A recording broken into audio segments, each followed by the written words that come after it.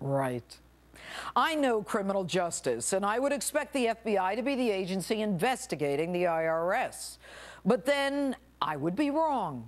Take a listen to what Robert Mueller, the then head of the FBI, had to say. Can you tell me how many agents, investigators you've assigned to the case? May be able to do that, but I'd have to get back to you. Can you tell me who the lead investigator is? Off the top of my head, no. This is the most important issue in front of the country the last 6 weeks. You don't know who's heading up the case? Who the lead investigator is? At this juncture, no, I do not know. So we have 4 Americans murdered, countless other Americans targeted by the IRS for their political beliefs. No special prosecutor, no investigation, no one even questioned. Enter Chris Christie and the George Washington Bridge. I didn't know about it, but it's my responsibility because I'm the governor. I found this out at 8:50 yesterday morning. By 9 o'clock this morning, Bridget Kelly was fired. By 7 o'clock yesterday evening, Bill Stepien was asked to leave my organization. A chief executive having at least the balls to get out there, face the music, hold people accountable, fire them, apologize, and take responsibility. Now, I don't take a position with respect to this so-called scandal, which, by the way, has garnered more coverage by the left than Benghazi and the IRS combined. Time will tell. But what I do know is that Chris Christie has presented more cases to federal grand juries than your average politician. My point? There is no way he's going to put himself on the line without being absolutely certain of his non-involvement. But here's the shocker. Within 24 hours of Chris Christie's statement, the Obama administration, known for its love of slow speed, sicks the United States Attorney in New Jersey on Chris Christie by starting a federal criminal probe. Really? Benghazi, 4 dead, nothing. The IRS violating the constitutional rights of Americans, IRS employees taking the 5th, nothing. And don't tell me that a traffic jam, as annoying as it might be, comes anywhere near the massacre in Benghazi or the IRS scandal. Mr. President, you're kidding, right? There's a saying that justice is blind, but it must be swift and certain. You who promised to give us the most transparent administration in history and a level playing field. And yet your appointee investigates a traffic jam as a federal criminal probe in less than 24 hours? But it gets worse, folks. Paul Fishman, the United States Attorney in New Jersey, a chief executive having at least the balls to get out there, face the music, hold people accountable, fire them, apologize, and take responsibility. Now, I don't take a position with respect to this so-called scandal, which, by the way, has garnered more coverage by the left than Benghazi and the IRS combined. Time will tell.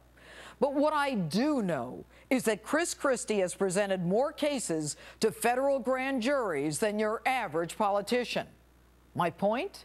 There is no way he's going to put himself on the line without being absolutely certain of his non-involvement. But here's the shocker.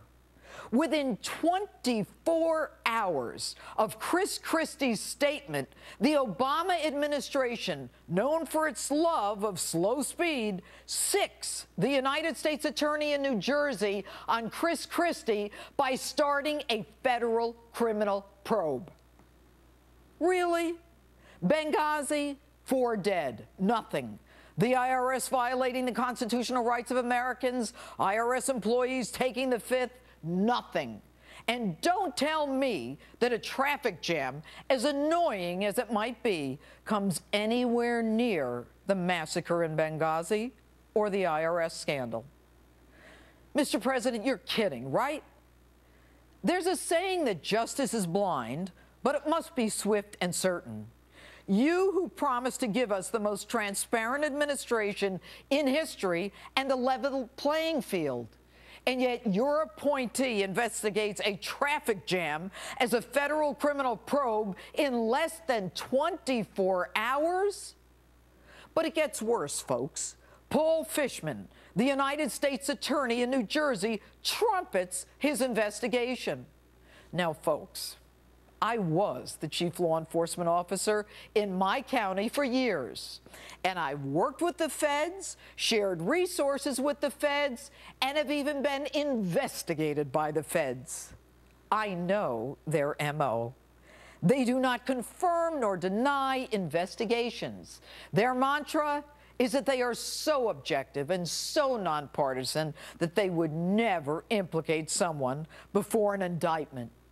I guess the rules are different, though, in the Obama administration, as Mr. Fishman trumpets his investigation of a potential presidential candidate from the opposing party over a bridge lane closure. Really? And by the way, Mr. Fishman has a long history of donating to the Democratic Party and in 6 years has contributed more than $12,000. And this week, the administration says that they've begun that IRS investigation. The only problem? The new director of the FBI, James Comey, doesn't even know who the prosecutor is who's running the investigation. And her name only surfaced after lawyers for the IRS victims claimed the FBI was dragging its feet, their clients not even questioned. Miraculously, the next day we find out who this mystery person is. Is it a special prosecutor appointed by the Attorney General? No. Is it someone well known for rising above politics? No. But then again, why would Eric Holder appoint a special prosecutor who might look at him for perjuring himself a few times in front of Congress? So who is this person? She's contributed more than $6,000 to President Obama's campaigns on a salary of $150,000 a year. Barbara Bosserman, an avowed political supporter of Obama, now heads up the Justice Department probe of political targeting in the IRS, which could only implicate the Obama administration. So when asked about the absurdity of this appointment and her loyalties to the president, Eric Holder's office says it would have been inappropriate for us to take her political leanings into account. You're kidding, right? You don't think this is a conflict of interest, that it gives the appearance of impropriety, that it causes the public to lose faith in our system of justice? But hey, at least there's good news on the Benghazi front. Just yesterday, our State Department said al-Qaeda was not involved. Now, there's a shock. First, it couldn't be al-Qaeda because they were on the run. And then it couldn't be al-Qaeda because it was that video. And then it couldn't be al-Qaeda because it was a spontaneous demonstration. And now, a year and 4 months later, we find out that it's not al-Qaeda. How about you tell me something I don't know? So here we are. Prosecutorial resources directed not against the killers of Americans or the violators of the Constitution, but instead against this Democratic administration's political rival. I have been a long-time prosecutor, and I have spent my career in the assignment of blame, making those who violate the law responsible and accountable. I know the role of a prosecutor. It is not a political one. The role of a prosecutor is to do justice. He or she may prosecute with vigor, and while he or she may strike hard blows, he or she is not at liberty to strike foul ones. Justice cannot be fueled by partisan presidential politics. Shame on you, Mr. President. And coming up,